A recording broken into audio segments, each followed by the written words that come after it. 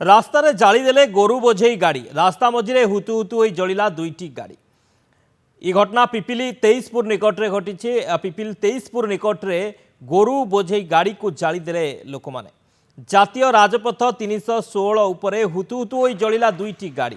गोटे बाइक जबत होइछि। बेआईन गो चालान हेउथिबा बेले गाड़ी गोरु माननकु बाहर करी निया लगाई देले दुर्बृत्त।